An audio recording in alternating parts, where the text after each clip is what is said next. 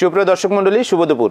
বাংলাদেশ ও দেশের বাইরে যে যে প্রান্ত থেকে এটিএন বাংলা দেখছেন সবাইকে সাদর আমন্ত্রণ জানাচ্ছি বাইট কেয়ার নিবেদিত সাইবার সিকিউরিটি বিষয়ক টকশো সাইবার টকে। সাথে আছি আমি ইঞ্জিনিয়ার গোলাম সরোয়ার।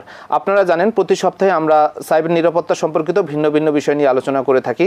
তারই ধারাবাহিকতায় আজকে আমাদের আলোচনার বিষয় ব্যবসা এবং অর্থনীতিতে সাইবার ক্রাইমের প্রভাব। এই বিষয়টি নিয়ে আলোচনা করবার জন্য আমাদের এটিএন বাংলার স্টুডিওতে দুজন বিশেষজ্ঞ ব্যক্তি উপস্থিত হয়েছেন। আমি তাদেরকে পরিচয় করিয়ে দিচ্ছি। আমার সাথে আছেন Kashef Rahman, EVP and head of IT, United Commercial Bank PLC, এবং আরও আছেন AYM Mustafa, SEVP and CTO, Prime Bank PLC. আপনাদের দুজনকে আজকের বিষয়টি নিয়ে আলোচনা করবার জন্য আমন্ত্রণ জানাচ্ছি। আসলে সাইবার ক্রাইম সম্পর্কে আমরা অনেকেই অবগত আছি এবং আমাদের দেশে এবং বহির্বিশ্বে সারা দেশেই সাইবার ক্রাইম হচ্ছে। সেই ক্ষেত্রে আসলে ফিনান্সিয়াল সেক্টরে এবং অর্থনৈতিক সেক্টরে সাইবার ক্রাইমটা কীরকম হয় বা কী হয়ে থাকে, এই বিষয়ে আমরা কি বুঝি, এই বিষয়টি নিয়ে আলোচনা করবার জন্য মিস্টার কাশেফ সাহেবকে অনুরোধ করছি। থ্যাংক ইউ, ধন্যবাদ এই বিষয়ে কথা বলার সুযোগ করে দেওয়ার জন্য। আসলে সাইবার ক্রাইমটা যদি আমরা ফিনান্সিয়াল সেক্টরে যাওয়ার আগে যদি একটু আলোচনা করি, আসলে সাইবার ক্রাইমটা কি, আসলে এনি সোর্স অফ কম্পিউটার এবং নেটওয়ার্ক টেকনোলজি কেন্দ্রিক যে ক্রাইমগুলো, সেটাই হচ্ছে সাইবার ক্রাইম। এটা ব্যক্তি পর্যায়ে হতে পারে। আমরা অনেক সময় জানি যে আমাদের অনেকেরই পার্সোনাল কম্পিউটার হ্যাকড হয়, ওইখানে ম্যালওয়্যার ভাইরাস আসে, কম্পিউটার ব্যবহারের অনুপযুক্ত হয়। অনেক ক্ষেত্রে আমাদের মোবাইলেও এই ধরনের ম্যালওয়্যার অ্যাপ এসে আমাদের মোবাইলের কার্যকারিতা নষ্ট করে দেয়। সো এটা ব্যক্তি পর্যায়ে। বাট সবচেয়ে অ্যালার্মিং যেটা হচ্ছে, আমাদের দেশ এবং সারা বিশ্বে আসলে এখন প্রাতিষ্ঠানিক পর্যায়ে এই সাইবার ক্রাইমটা খুব ব্যাপক আকার ধারণ করেছে, এবং বিশেষ করে ব্যবসায়িক প্রতিষ্ঠানগুলোতে। এটা কিভাবে হতে পারে? এটা হতে পারে হয়তো একজন অ্যাটাকার আমার একটা ব্যবসায়িক প্রতিষ্ঠানের পুরো সিস্টেম, পুরো নেটওয়ার্ক ইনফ্রাস্ট্রাকচার এবং পুরো হার্ডওয়্যার সফটওয়্যারের অ্যাক্সেস তারা অনেক সময় নিয়ে নেয়। এতে কি হয়, সারাদিন ধরে কোনো কাজ করা যায় না, পুরো একটা অপারেশনাল ল্যাপস একটা। কিংবা আমি যদি একটা ম্যানুফ্যাকচারিং কোম্পানি ধরি, প্রত্যেকটা প্রতিষ্ঠানই প্রত্যেকটা সেক্টরই কিন্তু এখন সিস্টেম সফটওয়্যার ডিপেন্ডেন্ট। আসলে ম্যানুয়াল প্রসেস তো কোথাও নাই। সো কোনো অ্যাটাকার যখন তাদের কোনো একটা সিস্টেমের অ্যাক্সেস নিয়ে নেয় এবং সারাদিন যখন তারা কোনো কাজ না করতে পারে, সেটা একটা ম্যানুফ্যাকচারিংয়ে এফেক্ট পড়ে।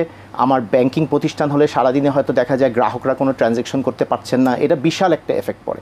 এটা হচ্ছে আমি বললাম যে অপারেশনাল ল্যাপস যেটা হয় এই সাইবার ক্রাইমের কারণে। এর চেয়েও ভয়ঙ্কর যেটা হচ্ছে, এই সাইবার ক্রাইমের কারণে অনেক সময় গ্রাহকদের তথ্য চুরি হয়। গ্রাহকদের সাইবার অ্যাটাকাররা বিভিন্নভাবে গ্রাহকদের তথ্য, সংবেদনশীল তথ্য তারা চুরি, মানে সামহাও তারা এটাকে দখল করে নিতে পারে, এবং which is very much dangerous. Even অনেক ক্ষেত্রে আমার কোম্পানির সংবেদনশীল ইনফরমেশনও কিন্তু অনেক ক্ষেত্রে দেখা যায় যে অ্যাটাকাররা তাদের সার্ভারে অ্যাক্সেস করে নিয়ে নিতে পারে। তার এর বাইরেও সাইবার ক্রাইমের আরও হতে পারে যে অনেক ক্ষেত্রে গ্রাহকের নামে ট্রানজ্যাকশন হয়। অনেক ক্ষেত্রে দেখা যায় বিভিন্ন অর্থনৈতিক প্রতিষ্ঠানে গ্রাহক ট্রানজ্যাকশন করেনি, কিন্তু তার নামে ট্রানজ্যাকশন হচ্ছে, which is very much alarming. গ্রাহক জানেও না যে তার অ্যাকাউন্ট ডেবিট হয়ে গেছে। এটা কিন্তু সারা বিশ্বে হচ্ছে। So these are very alarming, এবং এই জায়গাগুলো নিয়ে আসলে এখনই আমাদের সতর্ক হতে হবে এবং সাবধান হতে হবে ইয়েগুলো নিয়ে। তার মানে হচ্ছে ফিনান্সিয়াল সেক্টরে আসলে সাইবার ক্রাইমটা বেশি হয়ে থাকে মাঝে মাঝে মনে হয় আর কি। ধন্যবাদ মিস্টার কাশেফ সাহেব। এই ক্ষেত্রে যদি আমরা বলি যে ডাটা ব্রিজের ক্ষেত্রে, একটা বিজনেসের ক্ষেত্রে সাইবার ক্রাইম কীভাবে ইম্প্যাক্ট ফেলে, ডাটা ব্রিজ কীভাবে হয় আর কি, বিষয়টি নিয়ে মিস্টার মোস্তফা সাহেব যদি একটু আলোচনা করেন। কাশেফ ভাই যেটা বললো, সাইবার ক্রাইমের একটা ইম্পর্টেন্ট ব্রাঞ্চ হচ্ছে আসলে ডাটা ব্রিজ। এবং ডাটা ব্রিজটাই সবচেয়ে বেশি সেন্সিটিভ। ডাটাই তো আসলে মেইন অ্যাসেট। হ্যাঁ, ডেটাটা ব্রিজ হতে পারে কীভাবে? ডাটা নর্মালি 3টে স্টেটে থাকে। একটা হচ্ছে ডাটা অন রেস্ট, একটা হচ্ছে ডাটা ইন মোশন, আর একটা হচ্ছে ডাটা ইন ইউজ। তো সবচেয়ে ভালনারেবল সিচুয়েশন হচ্ছে ডাটা ইন মোশন। যখন ডাটা ট্রান্সমিশন হয় এক জায়গা থেকে এক জায়গায় যায়, তখন বিভিন্ন রকমভাবে এটাকে এক্সপ্লয়েট করার সুযোগ থাকে। এখন ডেটাটার এক্সপ্লয়েটেশন বিভিন্নভাবে হতে পারে। Man in the middle attack আছে, এছাড়া অন্য অনেক রকম টেকনিক আছে। এখন ডেটাটা ডিডসের মাধ্যমে হতে পারে। ডিডসে বেসিক্যালি হয় যেটা, সেটা হচ্ছে সার্ভিস মানে করা হয়, স্টপ করে দেওয়া হয়। বাট ডেটা যেটা করা হয়, ডেটা নিয়ে নেওয়া হয়, সেটা দুই পারপাসে করে। একটা হচ্ছে ইনস্ট্যান্ট বেনিফিট নেওয়া হতে পারে সেখান থেকে। আরেকটা হচ্ছে এই ডাটা নিয়ে এমন কোথাও দেওয়া হয় যে ফিউচারে এটা এক্সপ্লয়েট করার জন্য বা বড় ধরনের কোনো অ্যাটাক করার জন্য এই ডাটাটা ইউজ হতে পারে। ঠিক আছে? তো এই দুই ক্ষেত্রে এই ডাটাটা ব্রিচ হওয়ার অনেক মেজর ইম্প্যাক্ট আছে, বড় ইম্প্যাক্ট আছে। আর সবচেয়ে বড় ইম্প্যাক্ট হচ্ছে এটা তো ফিনান্সিয়াল একটা লস হইতেই পারে, বড় loss, indirect loss, direct loss, transaction, specially financial ইন্ডাস্ট্রির জন্য যদি ট্রানজ্যাকশনাল লস হয়, এটা তো বড় লস। এছাড়াও র্যানসম যদি দাবি করে, যদিও র্যানসমটা সরাসরি ডাটা থেফটের সাথে না, বাট ডাটাকে এনক্রিপ্ট করে ফেলে এবং সেখানে একটা র্যানসম দাবি করে, সেখানে একটা লস হবে। এছাড়া ইনডাইরেক্ট লস যদি আমি বলি, যেমন রেগুলেটরি পার্সপেক্টিভে একটা লস আছে, এবং সবচেয়ে বড় লস যেটা স্পেশালি সার্ভিস ইন্ডাস্ট্রির জন্য বা যে কোনো ইন্ডাস্ট্রির জন্য, সেটা হচ্ছে রেপুটেশনাল লস। রেপুটেশনাল লস এখানে কাস্টমাররা স্পেশালি যখন এটা মিডিয়াতে আসে বা সবাই জানতে পারে, কাস্টমারদের ট্রাস্টে একটা বিশাল ঘাটতি দেখা দেয়, এটা একটা মেজর সেটব্যাক। এছাড়া ব্র্যান্ড ইমেজ চরমভাবে হ্যাম্পার হয়, এই জিনিসগুলো তো আছে। তো সেই ক্ষেত্রে আসলে সাইবার ক্রাইমে বিশ্ব অর্থনীতিকে কোনো প্রভাব ফেলবে কিনা? হ্যাঁ, definitely total world wide cyber ক্রাইমের যে ইকোনমিক্যাল ইম্প্যাক্ট, হ্যাঁ, এটা একটা বিভিন্ন গবেষণায় বিভিন্ন ডেটা, বাট কোনো ডেটাই বলে না যে, সব ডেটাই বলে মোটামুটি ধরেন 10 trillion US dollar equivalent financial impact আছে। হ্যাঁ, এই যে ওভারঅল ইয়ারলি যে সাইবার ক্রাইমগুলো হচ্ছে বিভিন্ন বিজনেসে, ইয়ারলি সামনের এই বছর এবং সামনের বছর, হয়তো আগে 2015 সাল যদি আমরা ধরি, এখানে 3 ট্রিলিয়ন USD একটা লস এস্টিমেট করা হয়েছে। প্রত্যেক বছরই এটা বাড়ছে, যত দিন যাচ্ছে এস্টিমেট করা হচ্ছে এই বছর এবং সামনের বছর এটা 10 ট্রিলিয়ন ছাড়াবে। হ্যাঁ, 10 ট্রিলিয়ন মানে কিন্তু 10,000 billion USD। So which is very huge. এতে এই ধরনের ইম্প্যাক্ট, এছাড়াও তো ওভারঅল ইকোনমিক বিভিন্ন ধরনের আপনার গ্রোথ ইম্পিড হচ্ছে, বিভিন্ন ইকোনমিক্যাল স্ট্যাগনেন্সি চলে আসতেছে বিভিন্ন জায়গায়। কাস্টমারদের মধ্যে এই যে আমরা যতটা ইনোভেটিভ প্রোডাক্ট নিয়ে আসার চেষ্টা করি, কনফিডেন্সের অভাব দেখা দেয়, বিজনেস টেকনোলজিতে ইনভেস্ট করতে একটু ভয় পায়, তো এই সেটব্যাকগুলো ওভারঅল দেখা দেয়। এছাড়াও সাপ্লাই চেইন ক্ষতিগ্রস্ত হয়, ওভারঅল বিজনেসের, ইন্টারন্যাশনাল বিজনেসের সাপ্লাই চেইন। কারণ অধিকাংশ ক্ষেত্রে দেখা যায় যে সাইবার হ্যাকাররা টার্গেট করে হচ্ছে আপনার স্মল অ্যান্ড মিডিয়াম এন্টারপ্রাইজ, কারণ ওটা ইজি, অত প্রিপারেশন থাকে না, বাট দেয়ার সিকিউরিটি একটু কম্পারেটিভ থাকে। বাট ওই এসএমই গুলো কিন্তু ওভারঅল সাপ্লাই চেইনের একটা অংশ। ওরা যদি ক্ষতিগ্রস্ত হয়, তার মানে আলটিমেটলি সাপ্লাই চেইনটাও ক্ষতিগ্রস্ত হচ্ছে। হ্যাঁ, এবং দেখা যাচ্ছে যে ওদিকে সাইবার হামলার একটা মেজর পোর্শন, মোর দ্যান 50% হচ্ছে এসএমই। হ্যাঁ, সো এই ধরনের অনেক হিউজ ইম্প্যাক্ট ইকোনমিক্যালি থাকে, এবং এটার জন্য হিউজ ইনভেস্টমেন্টের দরকার হচ্ছে এখন। এই ইনভেস্টমেন্টও তো একটা, এইটা তো অন্য খাতে ব্যবহার করা যেত। হ্যাঁ, সো বাট এখন টেকনোলজির ইভলভ হওয়ার সাথে সাথে এই সেটব্যাকগুলো অলওয়েজ থাকবে। এটা ইটস লাইক এনিওয়্যার, যেখানে ভালো কিছু হয় সেখানে একটা খারাপ অ্যাক্টর থাকেই। সেই মেজারমেন্টগুলো নিতে হবে আর কি, এবং সেখানে আরও অনেক কিছু করার আছে। তো এই ক্ষেত্রে যদি আমরা বলি যে আসলে বাংলাদেশের এসপেক্টে যদি আমরা চিন্তা করি, এই সাইবার ক্রাইমের ফলে আমরা বিভিন্ন রকমের অর্থনৈতিক লসের মধ্যে পড়ে যাচ্ছি, বিভিন্ন প্রতিষ্ঠান ক্ষতির মুখে পড়ে যাচ্ছে। এই ক্ষতিটা কমানোর জন্য এবং সাইবার অপরাধের প্রভাব কমানোর জন্য সাইবার ইন্স্যুরেন্সের কি ভূমিকা আছে বলে মনে করেন মিস্টার কাশেপ সাহেব? যদি আমি সাইবার ইন্স্যুরেন্সের ভূমিকা আমি মনে করি অপরিসীম, যদিও এই জায়গাটা আসলে এখনো অতটা টাচড হয়নি। মানে এই জায়গাটা এখনো আমাদের দেশে অ্যাটলিস্ট খুব কম প্রতিষ্ঠানই প্রাতিষ্ঠানিকভাবে সাইবার ইন্স্যুরেন্স নিয়ে কাজ করতেছে। সো এই জায়গাটা আমাদের একটা প্রথমত একটা রূপরেখা আনয়ন করা খুব দরকার, যেহেতু আমাদের সাইবার ক্রাইম বেড়েই যাচ্ছে এবং আমরা বিগত আলোচনায় যেটা শুনলাম ফিনান্সিয়াল এফেক্ট প্রচুর। যেমন এখন সাইবার ইন্স্যুরেন্সটার স্কোপ কি হতে পারে, যেমন এক নম্বর হতে পারে আমাদের র্যানসমওয়্যারের যেই ইয়েগুলো আমরা জানি যে অ্যাটাকাররা কোনো একটা সিস্টেম অ্যাক্সেস করে নিয়ে তারপরে এনক্রিপ্ট করে নিয়ে ওটার এগেনস্টে তারা র্যানসম দাবি করে। আলটিমেটলি তো এই জায়গাটা ইন্স্যুরেন্স আমাদেরকে হেল্প করতে পারে। এর বাইরে আমাদের যে ফিনান্সিয়াল ক্ষতি হয়, অনেক সময় আমাদের দেখা যায় গ্রাহকের ট্রানজ্যাকশন অ্যাকাউন্ট ডেবিট হয়ে যায়, গ্রাহক জানে না, তখন কিন্তু প্রতিষ্ঠান গ্রাহককে অবশ্যই কম্পেনসেশন দিতে হবে। এই জায়গাগুলো ইন্স্যুরেন্স একটা গুরুত্বপূর্ণ ভূমিকা অবলম্বন করতে পারে। অনেক ক্ষেত্রে দেখা যায় আমাদের ইন্টেলেকচুয়াল প্রপার্টি হ্যাক হয়, অনেকে আমরা এখন ডিজিটাল সিগনেচার ব্যবহার করি বা এই জায়গাতে আসতেছে। সো এগুলো যখন হ্যাকড হবে, সো এই জায়গাগুলোতে আমাদের ইন্স্যুরেন্সকে ভূমিকা আনতে হবে।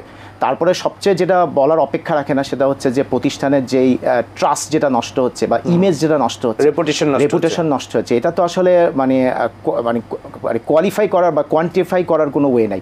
সো এই জায়গাগুলো আসলে ইন্স্যুরেন্স আমাদের হেল্প করতে পারে। এবং সর্বশেষ যেটা মোস্তফা ভাই অলরেডি বললেন যে আমাদের ইনভেস্টমেন্ট এখন প্রচুর বেড়ে যাচ্ছে to protect the cyber crime, যে আমাদের বিভিন্ন ধরনের সফটওয়্যার ফায়ারওয়াল ইনস্টল করতে হচ্ছে, SIM ইনস্টল করতে হচ্ছে, নেটওয়ার্ক ইনফ্রাস্ট্রাকচারে একটা অভূতপূর্ব উন্নতি আনতে হচ্ছে প্রতি মুহূর্তেই। কিন্তু এক্ষেত্রে আমাদের মানে অ্যাটাকাররা যত উন্নতি হচ্ছে আমাদেরকেও ততটা উন্নতি হচ্ছে, it's a continuous process. So এক্ষেত্রে ইন্স্যুরেন্স কিন্তু আমাদের হেল্প করতে পারে। সো আমি মনে করি যে এই মুহূর্তে এটা সবচেয়ে অবহেলিত সাইড সাইবার ক্রাইমটা ইন্স্যুরেন্স সেক্টরে। আমি রিকোয়েস্ট করব ইন্স্যুরেন্সে যারা আছেন এবং প্রতিষ্ঠানগুলো এক হয়ে আসলে এই জায়গাটা সাইবার ইন্স্যুরেন্স নিয়ে কাজ করার সময় চলে এসেছে আসলে, এখন it's a high time, otherwise আমরা পিছিয়ে পড়বো সামনে। জি, ধন্যবাদ মিস্টার কাশেপ সাহেব। এই ক্ষেত্রে যদি আমরা বলি একটা প্রতিষ্ঠানের কথা আসছে যে কাস্টমার, আমাদের যে ভোক্তা আছে তাদের আচরণগতভাবে কিভাবে প্রভাব ফেলে এই সাইবার ক্রাইম? সাইবার ক্রাইম হওয়া মানে তো এটা বোঝা গেল যে ওই কোম্পানির কাছে তার data probably is not protected. Exactly. হ্যাঁ, সামটাইমস দেখা গেল ঘটনাটা সামান্য, বাট যখন বড় আকারে যখন এটা আসে নিউজে, তখন কাস্টমাররা ভয় পায়। তাদের বিহেভিয়ার মানে ওভারঅল তারা টেকনোলজি সেভি হওয়া, টেক সেভি হওয়ার জন্য যেটা দরকার আসলে বেশি যেমন অনলাইন ট্রানজাকশন ড্রাস্টিক্যালি কমে যায়। দেখা যায় যখন একটা বড় হিকআপ হয় বা হাইস্ট হয় একটা কান্ট্রিতে, দেখা গেল কাস্টমারদের ওই কনফিডেন্স লেভেলটা কমে যায়, তারা টেকনোলজি ইউজটা কমিয়ে দেয়, অনলাইন ট্রানজাকশন কমিয়ে দেয়, ব্যাংকে অনেক সময় তাদের ইন্টারনেট ব্যাংকিং এর থ্রুতে ট্রানজাকশন করতে চায় না, বা অনলাইন পেমেন্ট করতে চায় না, কার্ডে ট্রানজাকশন করতে চায় না। তবে একটা জিনিস, একটা other side of the coin, সেটা হইতেছে যে তারা যদি অ্যাওয়ার করা যায় ওই সময়ে যে না এইটা ওয়ান অফ ইনসিডেন্ট, এবং পর্যাপ্ত মেজারমেন্ট নেওয়া হচ্ছে, কাস্টমারদের অ্যাওয়ার করা হচ্ছে, কারণ ক্ষতিগ্রস্ত হচ্ছে। হ্যাঁ, কারণ ওই যে প্রসেসটা হাইস্ট বা ইনসিডেন্ট, সাইবার ইনসিডেন্টের প্রসেসের মধ্যে কিন্তু কাস্টমারেরও ভূমিকা থাকে অনেক সময়। হ্যাঁ, কাস্টমারদের কাছ থেকে অনেক ইনফরমেশন নিতে পারে, কাস্টমাররা এক্সপ্লয়েট হইতে পারে বিভিন্নভাবে।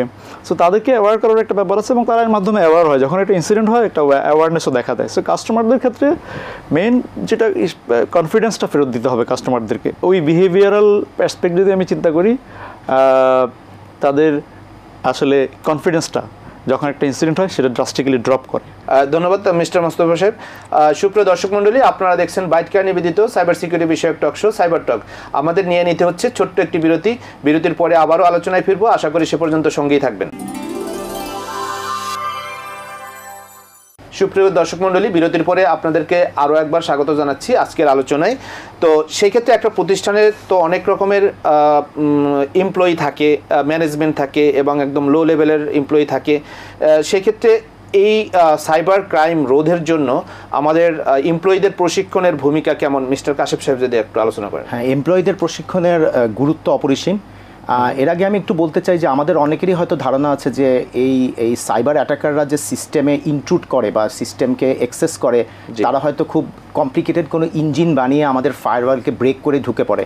হ্যাঁ, এটা হয়তো তারা করে, কিন্তু অধিকাংশ ক্ষেত্রে কিন্তু এত কমপ্লিকেটেড ওয়েতে তাদের যেতে হয় না। তারা কিন্তু খুব সহজ উপায়ে সহজে পেয়ে যেতে পারে। কিভাবে? জাস্ট বাই মানে এমপ্লয়ীদের সাথে কিছু ডিসকাশনের মাধ্যমে এবং এমপ্লয়ি সাইডে কিছু দুর্বলতার মাধ্যমেই কিন্তু তারা খুব সহজে এই আমাদের ডাটা সেন্টার বা আমাদের সিস্টেমে অ্যাক্সেস পেয়ে যেতে পারে।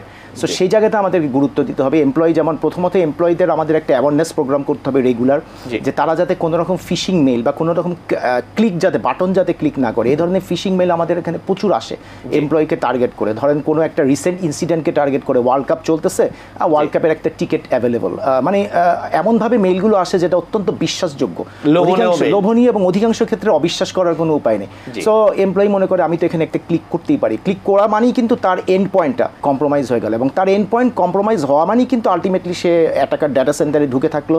সে হয়তো অপেক্ষা করতে থাকবে, আস্তে আস্তে হয়তো সে আরও জটিল ইয়েতে যাবে আর কি একজন এমপ্লয়ির ইয়ে থেকে। সো সেটাই কিন্তু গেটওয়ে এমপ্লয়ির যে ইয়েটা। সো এমপ্লয়িকে আমাদের রেগুলার ট্রেনিং দিতে হবে যে তুমি কোনো রকম ফিশিং মেইল কে বা কোনো রকম বাটনে, অপরিচিত কোনো বাটনে ক্লিক করা যাবে না। তারপরে অপরিচিত কারোর সাথে অফিসিয়াল কোনো ব্যাপারে অনলাইনে কথা বলা যাবে না। এই ধরনের প্রচুর ইনসিডেন্ট হচ্ছে যে হেড অফিস থেকে ব্রাঞ্চে ফোন করে বলছে যে আমি হেড অফিস থেকে অমুক বলছি, মোবাইল থেকে কল আসতেছে, তুমি আমাকে অমুকের অ্যাকাউন্ট ইনফরমেশনটা দাও, আমি অমুক স্যার বলছি। মানে these are real fact, these are happening.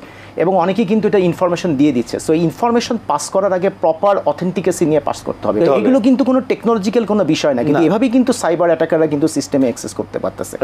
So এটা তো এর বাইরে আমাদেরকে জানতে হবে যে এমপ্লয়িরা যাতে সোশ্যাল মিডিয়াতে অনেক সময় দেখা যায় যে কোম্পানি রিলেটেড অনেক সংবেদনশীল তথ্য, অনেক টেকনোলজিক্যাল ইনফরমেশন তারা দিয়ে থাকে, বা বিভিন্ন ইনসিডেন্টের বা ইভেন্টের কথা দিয়ে থাকে।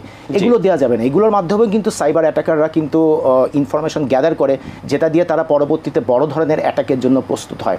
তার পরবর্তীতে বলতে হবে আরও কিছু জেনেরিক বিষয়, যেমন পাসওয়ার্ড চেঞ্জের এমপ্লয়ীদেরকে রেগুলার তাদের যেসব সফটওয়্যারে তারা ব্যবহার করে থাকে সেখানে পাসওয়ার্ড রেগুলার চেঞ্জ করা, পাসওয়ার্ডগুলো স্ট্রং করা। যদিও এখনকার দিনে অনেক সফটওয়্যার নিজেরাই বাধ্য করে, কিন্তু যদি সেটা না করে থাকে এমপ্লয়ীদের এটা করতে হবে। তারপর রেগুলার লগ অফ করা। তারা দেখা যায় যে কাজ শেষ করে যাওয়ার সময় লগ অফ করে না, কিংবা অনেক সময় কম্পিউটার বন্ধ করে যায় না। এগুলো খুবই ক্ষুদ্র বিষয় মনে হতে পারে, না দেয়ার ইজ নাথিং, সাইবার অ্যাটাকের সাথে এই ক্ষুদ্র বিষয়গুলোর সম্পর্ক কী, কিন্তু অ্যাটাকাররা কিন্তু এই সামান্য বিষয় নিয়ে অ্যাক্সেস পায় এবং সেখান থেকে পুরো আলটিমেটলি ডাটা সেন্টার, মানে বলা যায় অ্যাক্সিডেন্ট আসলে ক্ষুদ্র বিষয় থেকে হয়ে থাকে। এক্স্যাক্টলি। সো এই জায়গাগুলো তাদেরকে খুব অ্যাওয়ারনেস করতে হবে। আরেকটা জিনিস অ্যাওয়ারনেস করতে হবে, সেটা হচ্ছে এমপ্লয়ের বাইরে কাস্টমারদের ইদানিং একটা তৎপরতা প্রচুর দেখা যাচ্ছে যে কাস্টমারদের ফোন করে তাদের থেকে ওটিপি নেওয়া হচ্ছে। বিকজ আমরা জানি যে ইন্টারনেট ব্যাংকিং বলেন বা ওয়েবসাইট বিষয়ক যেসব সফটওয়্যারগুলো, সেগুলোর অনেক সময় ইউজার আইডি পাসওয়ার্ড কিন্তু ডার্ক ওয়েবে পাওয়া যায় বা বিভিন্ন জায়গায় পাওয়া যায়। বিকজ এগুলো অনেক সময় কাস্টমাররা খুব বিভিন্ন সাইবার ক্যাফে বা বিভিন্ন জায়গা থেকে তারা এই ইন্টারনেট ব্যাংকিংয়ে ঢুকে থাকে, যেগুলো হয়তো অতটা নিরাপদ না। তার মানে পাবলিক ওয়াইফাইয়ের মাধ্যমে অনেক ইনফরমেশন লিকেজ হয়। অ্যাটাকারদের কাছে যখন এই ইনফরমেশনটা চলে আসে, তাদের কিন্তু ট্রানজ্যাকশনটা কমপ্লিট করার জন্য কি দরকার? ইউজার আইডি পাসওয়ার্ডের পর তাদের ওটিপিটা দরকার। ওটিপিটা তারা পায় না, ওটিপিটা যারা যায় কাস্টমারের মোবাইলে, তখন কিন্তু তারা কাস্টমারের মোবাইলে অনেক সময় ফোন করে বলে যে আমি ব্যাংক থেকে বলছি বা আমি অমুক প্রতিষ্ঠান থেকে, অমুক গার্মেন্টস, অমুক প্রতিষ্ঠান থেকে বলছি, আপনার এখানে একটা ওটিপি গিয়েছে, প্লিজ আমাকে ওটিপিটা দেন, দিলে আমি আপনার সেই উপকার করব। বা এটা কিন্তু কাস্টমার, সো অ্যাওয়ারনেসটা শুধু এমপ্লয়ি বেস হলে হবে না প্রতিষ্ঠানে, মানে এমপ্লয়ি এবং কাস্টমার দুইজনকে অ্যাওয়ার লাগবে এবং ট্রেনিং লাগবে। এক্স্যাক্টলি। এবং সতর্ক থাকতে হবে এবং সতর্ক থাকার ওয়েটাগুলি আমাদের সবার জানতে হবে। ধন্যবাদ মিস্টার কাশেম সাহেব। সেই ক্ষেত্রে যদি আমরা বলি, এই সাইবার অপরাধীরা, যারা সাইবার ক্রিমিনাল আছে, তারা একটা প্রতিষ্ঠানকে, একটা ব্যবসাকে কিভাবে, মানে কোন পদ্ধতিতে টার্গেট করে এবং কোন পদ্ধতি থেকে এই অ্যাটাকের দিকে যায়, মিস্টার মোস্তফা সাহেব যদি একটু আলোচনা করেন প্লিজ। সাইবার ক্রিমিনালস তো তারা বিভিন্ন রকম টেকনিক অবলম্বন করে। মেইন ব্যাপারটা হচ্ছে অর্গানাইজেশনের কিছু মেজার নেওয়া উচিত। ওইখানে কোনো যদি গ্যাপ থাকে, লাইক যদি আমার সফটওয়্যার প্যাচিংগুলো সময় মতো না হয়, ব্যাকডেটেড প্যাচিং থাকে, অথবা আমার কনফিগারেশনগুলো উইক থাকে, সেখানে পেনিট্রেট করার অপশন অনেক বেড়ে যায়। সো একটা হচ্ছে ওই জায়গাগুলো দিয়ে তারা ডাইরেক্ট অ্যাটাক করতে পারে। আর একটা হচ্ছে যেটা অ্যালিউর করে যে ফিশিং ইজ ওয়ান টেকনিক। ফিশিংয়ের বিভিন্ন ওয়ে আছে। Email phishing is very popular, but এছাড়াও SMS ফিশিং অথবা ভয়েস ফিশিং থাকতে পারে। সো ওই অ্যাওয়ারনেসে যদি কোথাও ঘাটতি থাকে, ফিশিং করে পেনিট্রেট করার সুযোগ থাকে। এবং মোস্ট অফ দ্য টাইম এটা একটা কম্বিনেশন, যেমন ফিশিং করলো, ফিশিং করে হয়তো একটা ম্যালওয়্যার এখানে ইন্ট্রোডিউস করলো, যে কেউ যখন ক্লিক করলো তখন ওটা ডাউনলোড হয়ে গেল, এবং সেখান থেকে it can be malware, it can be through advance persistent thread. এটা কন্টিনিউয়াসলি একটা অ্যাক্সেস সিস্টেমের যদি অ্যাক্সেস পায়, সেক্ষেত্রে আরও বড় কিছু করার সুযোগ থাকে। এবং র্যানসমওয়্যার অ্যাটাক করার সুযোগ তো এখন আরও বেশি বেড়ে গেছে। মাঝখানে আপনি বলতেছিলেন যে ইকোনমিক বা গ্লোবাল ইম্প্যাক্ট, আমাদের যদি ওয়ানাক্রাইয়ের কথা মনে থাকে, সবচেয়ে বড় ইম্প্যাক্ট ছিল, মানে শুরুটা হয়েছে সেখানে। আমার মনে হয় যে এখানে 3-4 দিনে specially health care and technology সাইডে যেই অ্যাটাকটা হয়েছে, 4 দিনে মনে হয় $8 বিলিয়ন মতো একটা টোটাল কস্ট ইনকার করছে। সো যেটা বলছিলাম যে এই অ্যাটাকগুলা বেসিক্যালি এই সিস্টেমের ভালনারেবিলিটি এবং এমপ্লয়ি এই কম্বিনেশন হয়। এবং মাঝে মধ্যে যেটা হয়, আরেকটা উপায় হচ্ছে যে ইন্টারনাল এমপ্লয়ি, ওইখানে যদি কোনো ইন্টিগ্রিটি ইস্যু থাকে, তখন একটা পেনিট্রেট করার অপশন চলে যায়। এরকম সিচুয়েশন আমরা দেখেছি যে ওইখান থেকেও হয় আর কি। মানে not specific to any organisation, আমি যদি ওভারঅল বিজনেসের কথা চিন্তা করি, this is one penetrating option for the cyber criminals. ধন্যবাদ মিস্টার মোস্তফা সাহেব। এখন যদি আমরা এই ক্ষেত্রে চিন্তা করি যে একটা ব্যবসা প্রতিষ্ঠানের সাইবার ক্রিমিনাল কি পরিমাণ লস হচ্ছে, বা এই মেজারমেন্টটা, মানে পরিমাপটা কিভাবে করতে পারে, অপরাধটা কতটুকু হয়েছে, এই পরিমাপটা একটা অর্গানাইজেশন কিভাবে করতে পারে, মিস্টার কাশেম সাহেব যদি আলোচনা। প্রথম কথা, এই ধরনের আসলে কোনো স্ট্যান্ডার্ড প্রসেস বা প্র্যাকটিস এখনো আমাদের দেশে নাই যে আমার প্রতিষ্ঠানে গত 1 বছরে কত সাইবার অ্যাটাক হলো এবং এর এগেনস্টে আমার কত ক্ষতি হলো আসলে। বাট এইটা আসলে সেপারেট একটা সেক্টর, প্রত্যেকটা প্রতিষ্ঠানে একটা ডিভিশন থাকা উচিত যে এটাকে কোয়ান্টিফাই করবে, কোয়ালিফাই করবে আসলে। এবং এক্ষেত্রে আসলে আমাকে দেখতে হবে যে সারা বছরে আমার কি পরিমাণ ফিনান্সিয়াল লস হলো। অনেক ক্ষেত্রে সাইবার অ্যাটাকের কারণে ডিরেক্ট ফিনান্সিয়াল লস হয়, যেটা বললাম র্যানসমওয়্যারের ক্ষেত্রে আপনাকে টাকা দিতে হতে পারে। অনেক ক্ষেত্রে গ্রাহকের টাকা বের হয়ে গেলে তাকে কম্পেনসেশন দিতে হতে পারে। These are direct loss. So এটাকে তো আমাকে কোয়ান্টিফাই করতে হবে। তার সাথে আমাকে কোয়ান্টিফাই করতে হবে আমাকে যে অ্যাডিশনাল ইনভেস্টমেন্টগুলো করতে হচ্ছে। এখন সাইবার অ্যাটাককে প্রোটেক্ট করার জন্য আমাকে প্রত্যেকটা, বিশেষ করে ফিনান্সিয়াল প্রতিষ্ঠানে আমার SIM মানে বাধ্যতামূলক, আমাকে PAM প্রিভিলেজ অ্যাক্সেস ম্যানেজমেন্ট, এই ধরনের সফিস্টিকেটেড নেক্সট জেনারেশন ফায়ারওয়াল, এগুলো ইনস্টল করা একদম ম্যান্ডেটারি। এটা ছাড়া আসলে প্রাতিষ্ঠানিক, বিশেষ করে ফিনান্সিয়াল প্রতিষ্ঠানের পক্ষে সার্ভাইভ করা অলমোস্ট অসম্ভব। সো এগুলো কিন্তু মূলত সাইবার কেন্দ্রিক ইনভেস্টমেন্ট। সো এগুলো আমাদের প্রতিষ্ঠানে কিন্তু আনতে হবে। যে তবে সবচেয়ে বড় কথা, যেটা প্রতিষ্ঠানের যে লসটা হয় সাইবার ক্রাইমের কারণে, যে ইমেজ, সেটা তো আসলে পরিমাপ করার নাই। সো এইটাকেও আসলে একটা, ওইটাও তো একটা ভ্যালুতে মানে কনভার্সন হয়। হ্যাঁ, এটাও একটা ভ্যালুতে কনভার্সন হয় এবং হয়ে কিন্তু আমাদের একটা আলটিমেটলি আমার একটা লস আমি আইডেন্টিফাই কোয়ালিফাই করতে পারবো বা কোয়ান্টিফাই করতে পারবো যে আমার লস কোনটা। তার মানে একটা প্রতিষ্ঠানকে যদি আমরা সিকিউর করতে চাই সেই ক্ষেত্রে তার সাইবার ক্রাইমের ফলে যেই লস হচ্ছে সেই লসটা আইডেন্টিফাই করতে হবে, দেন আমরা ইনভেস্ট করে সেটাকে আমি যখন দেখবো যে আমার প্রচুর ইমেজ লস হচ্ছে তখন কিন্তু আমার ইনভেস্ট করতে, আমার যখন আগে মোস্তফা ভাই যেটা বললেন কাস্টমার ট্রাস্ট, আমার প্রতিষ্ঠানের ব্যাপারে যদি কাস্টমারের ট্রাস্ট না থাকে, কাস্টমার যদি আমার প্রতিষ্ঠানের ব্যাপারে ট্রানজ্যাকশন করা বন্ধ করে দেয়, যে ওরা যদি মনে করে যে না আমার প্রতিষ্ঠানে ট্রানজ্যাকশন করা সেফ না, সেটা তো একটা ভয়াবহ বিষয়। সেক্ষেত্রে তো আসলে আমাকে প্রথম থেকে ইনভেস্ট করতে হবে, বড় রকমের একটা ইনভেস্টমেন্ট আমাদের বাজেটে রাখতে হবে, যে it's not a ancillary issue anymore, it's a core issue. The cyber crime is a core issue. আগে একটা সময় কিন্তু আজ থেকে 15-20 বছর আগে আইটিকে দেখা হতো, আইটি টেকনোলজি ইনভেস্টমেন্টকে দেখা হতো এনসিলারি হিসেবে। এখন কিন্তু ওই জায়গা থেকে চলে আসছে যে IT is a core investment, এটা ছাড়া বিজনেস হবে না, এটা সবাই জানে। কিন্তু সাইবার ইনভেস্টমেন্ট যে আমার জন্য ইটস ইকুয়ালি কোর, এই জিনিসটা কিন্তু আমরা এখনো হয়তো আমাদের মানে আমরা অ্যাওয়ার হইনি, আমাদের ম্যানেজমেন্ট অ্যাওয়ার হয়নি বিষয়ে। এই জায়গাটা এখন আসলে it's high time to bring it into the core business. এখন আলোচনায় আসি যে আসলে সাইবার ক্রিমিনালের ক্ষেত্রে সাইবার সিকিউরিটি ফ্রেমওয়ার্কসের ভূমিকা কি, মানে এই বিষয়টা নিয়ে যদি মিস্টার মোস্তফা সাহেব আলোচনা করেন। সাইবার সিকিউরিটি ফ্রেমওয়ার্ক যেগুলো আছে, জি, এইগুলা ডেভেলপ করা হয়েছে basically increasing cyber security threats যখন প্রমিনেন্ট হচ্ছিল ওয়ার্ল্ড ওয়াইড। যেমন কার্ড ইন্ডাস্ট্রির জন্য স্পেসিফিক PCI-DSS কমপ্লায়েন্স চলে আসছে বা ফ্রেমওয়ার্কটা চলে আসছে। এছাড়াও আমাদের সেন্ট্রাল ব্যাংকিং ইন্ডাস্ট্রির জন্য কিন্তু মোটামুটি ম্যান্ডেটরি করে দিয়েছে অনেক দিন থেকেই, এবং অনেক ব্যাংকই অলরেডি করে ফেলেছে। এটা হচ্ছে ISO 27001 সার্টিফিকেশন, আর একটা হচ্ছে PCI-DSS সার্টিফিকেশন, এই দুইটা। যেমন ইনফরমেশন সিকিউরিটি বা সাইবার ক্রাইমস, এটা কিন্তু নট অনলি অ্যাবাউট একটা এরিয়া বা একটা ডিপার্টমেন্টের কাজ অর্গানাইজেশনে, ইনফরমেশন সিকিউরিটি বা এটা, এবং এমপ্লয়ি বিহেভিয়ার নিয়ে, এমপ্লয়ি অ্যাওয়ারনেস নিয়ে যেই প্রসেস পলিসি স্ট্যান্ডার্ড ফলো করা দরকার, এই ফ্রেমওয়ার্কগুলো সেই প্রসেস পলিসি স্ট্যান্ডার্ড ডকুমেন্টেশন এগুলাতে আমাকে শেখায়, আমাকে ইম্পোজ করে, ঠিক আছে। এবং এই ইম্পোজ করার মাধ্যমে আমরা যেটা শিখি সেটা হইতেছে যে আমাদের এই যেটা বললাম যে এখানে হ্যাকাররা পেনিট্রেট করার যে জায়গাগুলো থাকে, যে প্যাচিং, আমার সিস্টেমের কনফিগারেশন উইক আছে কিনা, আমার অন্যান্য জায়গায় কোথাও কোনো ইমপ্রুভমেন্টের দরকার আছে কিনা, এই জিনিসগুলো আমাদের আপ টু ডেট থাকে সবসময়। সো ফ্রেমওয়ার্কগুলো আমাদেরকে রেগুলার এই প্রসেসটা ফলো করতে বলে, এবং এই প্রসেসের অংশ হিসেবে কিন্তু তারা বলে যে এই এমপ্লয়ীদেরকে ট্রেন আপ করা, যেমন এটা একটা এই প্রসেসেরই একটা অংশ, এমপ্লয়ীদেরকে অ্যাওয়ার করা, রেগুলেটরি প্রসেসের জন্য বা রেগুলেশনের কমপ্লায়েন্সের জন্য যে টার্মসগুলো আছে, এই ফ্রেমওয়ার্কগুলো কিন্তু সেই টার্মসগুলোকেও এই রেগুলেটরি কমপ্লায়েন্স মিটিগেট করার জন্য অথবা কমপ্লায়েন্স মিট করার জন্য এবং অডিট ফেস করার জন্য রেডিনেস এনশিওর করে। এবং যদি কোনো ইনসিডেন্ট হয়, পার্টিকুলারলি ইনসিডেন্ট তো হতেই পারে, আমার অনেক মেজারমেন্টের পরেও ইনসিডেন্ট হতে পারে। সো ইনসিডেন্টের রেসপন্সটা কী হবে? ফার্স্ট অফ অল আমার একটা মনিটরিং সিস্টেম থাকতে হবে, ডিটেকশন সিস্টেম থাকতে হবে প্রপার এন্ড টু এন্ড, এবং এই ফ্রেমওয়ার্কগুলো সেটাও শেখায়, সেটাও করতে বলে।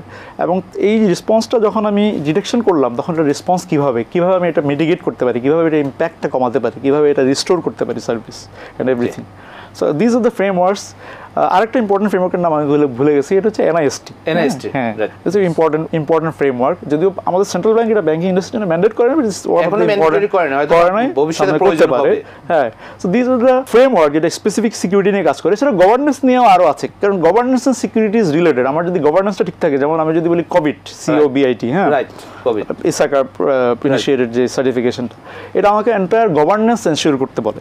সো আমি যদি গভর্নেন্সটা এনশিওর করি এবং রেগুলার সার্টিফিকেশনটা করি, সেক্ষেত্রে আমার রিস্ক মিটিগেশন, রিস্ক ম্যানেজমেন্ট, এই জিনিসগুলো এনশিওর হয়। সো এগুলোর মাধ্যমে যেটা হয় যে অর্গানাইজেশনের এটার প্রবণতা, এবং ওয়ার্ল্ড ওয়াইড এই ফ্রেমওয়ার্কগুলো ফলো করার মাধ্যমে ওভারঅল সাইবার ইনসিডেন্টের একটা ড্রাস্টিক ডেভেলপমেন্ট অবশ্যই হয়েছে, পজিটিভ সেন্সে, যে কমছে অনেক জায়গায় অর্গানাইজেশন, স্পেশালি বড় বড় অর্গানাইজেশনগুলো কোনো না কোনো এক বা একাধিক এই ফ্রেমওয়ার্কগুলো অবশ্যই ফলো করে।